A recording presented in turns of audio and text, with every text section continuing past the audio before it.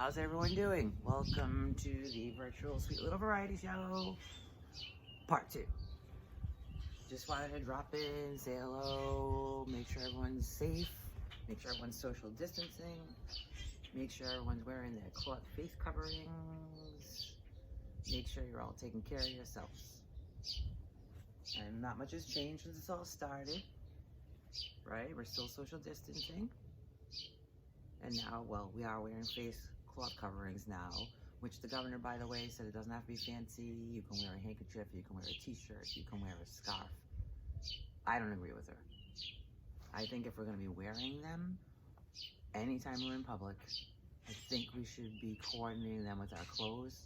We don't need to be a mess out there on top of everything else, right? We could at least coordinate our masks or our face cloth covering with our clothes. So everyone's doing good, right? Everyone's doing good. Everyone's got the one-way aisles down in the market. How you guys feel about that? I know me personally, I think they're useless. Seem like a great concept, except for the fact that no one pays attention to them. Pretty much no one but me, from what I can tell. And there's no one to enforce the one-way aisles, right? Who's enforcing them? I don't see any security in the store. And they didn't have engineers to help them set up this design. So they just kind of put arrows going wherever they thought they should, which in my store means you cannot get out of the produce department. You seriously can't. I literally spent 20 minutes in the produce department the other day just trying to get out. And you get to the very end, and the arrow brings you right back into produce. I don't know if this is by accident or if they're sitting up in the office watching us and laughing at us because we're spending like hours in produce because we can't get out. I finally had to back up my carriage into the next aisle to get out of there. And then I'm following just following the rules. The arrow's going this way, I'm going this way. Even if I don't want to go down that aisle, it's the only way I can get up the other one, right?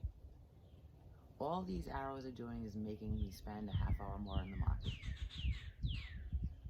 Not helping at all. If you miss an aisle, forget it. It's going to take you 10 minutes to get back around, so you don't even bother. Whatever you wanted in there, just leave it.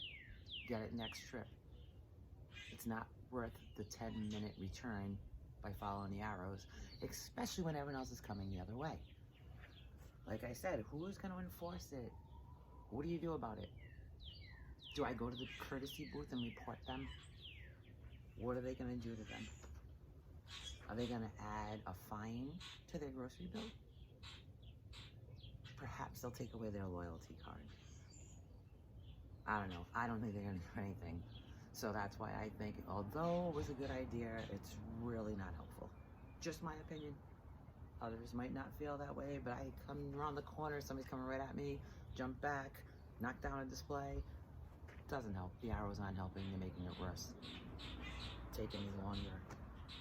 Anyway, we're doing okay though. We're all doing okay. We're doing what we have to do so we can get through this all and be together again. And I was very excited about the governor moving us into phase 1 of reopening until I see what phase 1 actually is. Phase 1 is what we're doing right now, with the exception of wearing face cloth coverings in public. Not just in the stores, anywhere in public. That's all I see changing. That and the fact that I get to go back to work 4 days a week from 2, and then right into 5 when we hit phase 2. So phase 1 really isn't helping me. She initially said 10 people could gather, now we're back to 5. I was hoping we can get to 10 before phase 2, because by phase 2 we'll be dealing with the murder hornets, because that's just what we needed, was murder hornets. What else? What is next? Assault butterflies? Thinking maybe assault butterflies, they just keep flapping their wings and just kicking our ass while they're flying around. When is it gonna stop?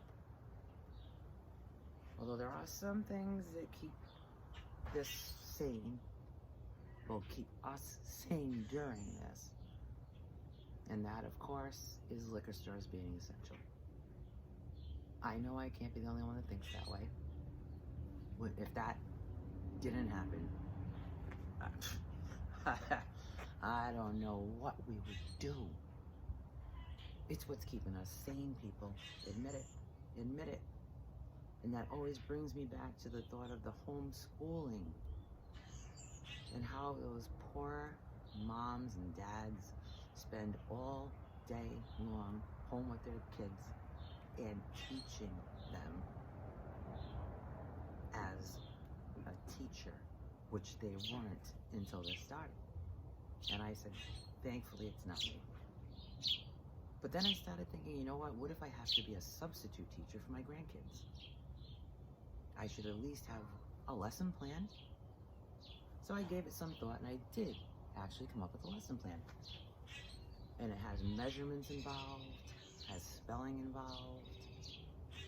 You'd be like, come on kids, okay, get your books, get your paper, get your pen, get your crayon, whatever it is you want to write with. Lesson 1 starts right now. And we start with this.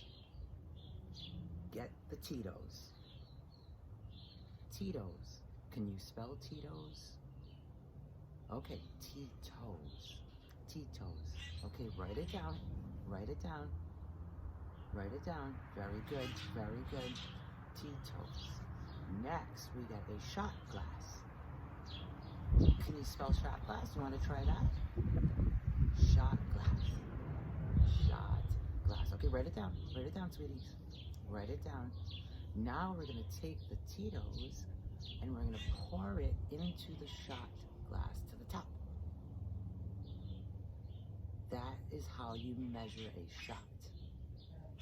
Yes. Very good. You say you fill it right to the top. That is how you measure one shot. Okay, now we're going to get the Bloody Mary mix. That's a tough one. That's 3 words. Bloody Mary mix. Okay, Bloody Mary mix. Very good. Write it down, honeys. Bloody Mary mix. Okay, then we get the Worcestershire sauce. That's a tough one. You know, you don't even have to try that one. You can try if you want. That'll be extra credit. Then we get the Worcestershire sauce. Now we're going to grab a pickle. I know you can smell pickle. Pickle. Okay, write that one down. Okay, now we get the pickle and we put it into the glass and you stir it up. You stir it right up. And that is how we make a Bloody Mary. Great job, kiddos. Hand Nana your papers and go outside for recess, and Nana's gonna call you when it's lunch period. Excellent work, kiddos. Great job. Great job. And again, I just wanted to stop in, say hi, check on you all, tell you stay safe, tell you what I've been up to. I know I told you I've been doing a lot of shopping for random things. I bought a mandolin, which is a crazy thing to buy in a pandemic, but I did. But even better, I bought another mandolin now. We have 2 mandolins, because I thought it would be fun to learn with my wife. Right, I think the 2 of us learn together. Which is why I'm going to get going, because we have a mandolin lesson coming up. It's coming up in a little bit, so I got to get in there to get ready. But I figured, how much fun would that be? And then I figured we can perform together. And we can use that money for retirement. I already have our name. It's going to be Mandolindigo Girls. Mandolindigo Girls. I already have our promo. It's going to be Mandol in a little tiny font. Indigo. Big giant font. And it's going to have 2 mandolins in the picture. So it'll be Mando Indigo Girls. I figure people will see it, quick glance, they think it's the Indigo Girls. They'll be buying tickets, we'll be selling out everywhere. We can retire.